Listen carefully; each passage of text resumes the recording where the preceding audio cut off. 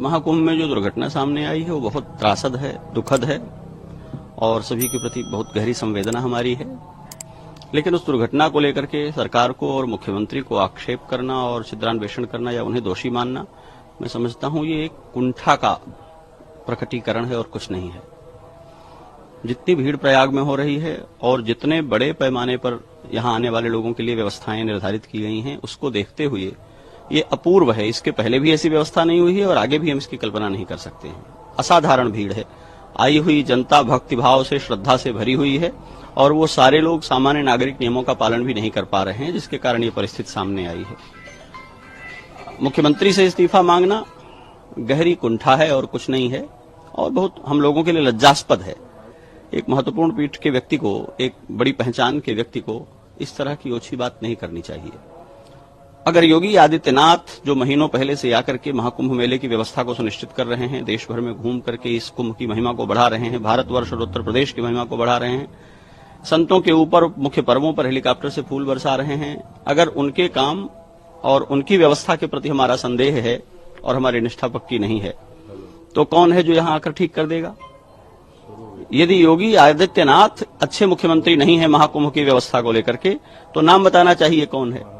इतने बड़े समाज को, इतने बड़े प्रांत को, इतने बड़े मेले को, जिसको यूनेस्को मानवता की अमूर्त सांस्कृतिक धरोहर कह रहा है, उसके रूपायन करने वाले शिल्पी को आप कह रहे हैं आप इस्तीफा दे दें, दूसरे किसी को बना दीजिए। किसको बना दें?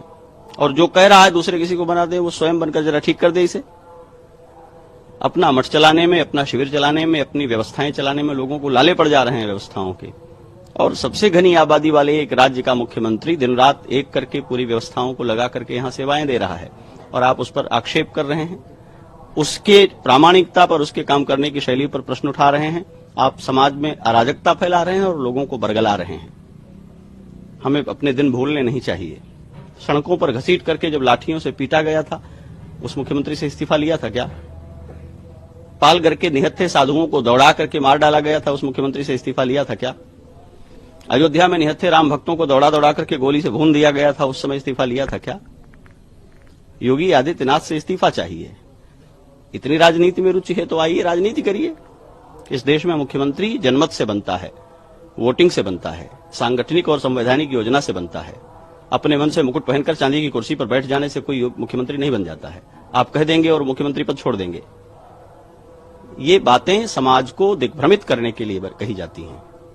ये गहरी कुंठा से पैदा होने वाली बातें हैं। मैं मुख्यमंत्री का प्रचारक नहीं हूं, लेकिन इस महाकुंभ के मेले को देखते हुए, जिसमें रत्ती भर भी कृतज्ञता है और मानवता बोध है, वो उनकी वाह कहेगा, उनकी प्रशस्ति करेगा। दुर्घटनाएं संभावित होती हैं, हमको, आपको, सबको ये बात पहचाननी चाहिए। जनता एक दूसरे पर चढ़ी जा रही है, मोबाइल वीडियो पर बात करते हुए सड़कों पर चल रही है या आतुर होकर के कूद करके नहाना चाह रही है, तो मुख्यमंत्री सबको गोद में लेकर के स्नान कराएंगे क्या? और इतनी चिंता यदि है तो अपनी भूमिका तय करनी चाहिए। हम क्या कर रहे हैं इस मेले को ठीक करने के लिए?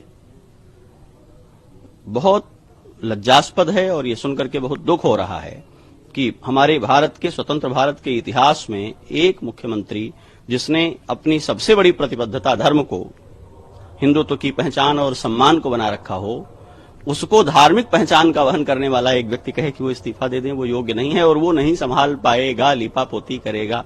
अब भाषा सुनिए, यही भाषा होती है। यही बोल करके समाज को हम सिखाएंगे बोला कैसे जाता है, बात कैसे की जाती है।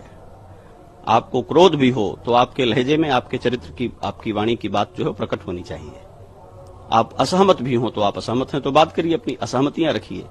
महाकुंभ के इस बीच में जब विश्व हमें देख रहा है, पूरा भारत उमड़ करके यहां आ रहा है, तो आप अराजकता फैला करके, लोगों को डिमोरलाइज करके, लोगों के बीच में अविश्वास भर रहे हैं। मुख्यमंत्री को इस्तीफा दे देना चाहिए। जो इस्तीफा मांग रहे हैं वो स्वयं मुख्यमंत्री बनकर ठीक कर देंगे इसको। हमारा इतिहास दुर्घटनाओं से भरा हुआ है। कोविड महामारी में लाखों लोग मरे हैं, किसको इस्तीफा दे देना चाहिए?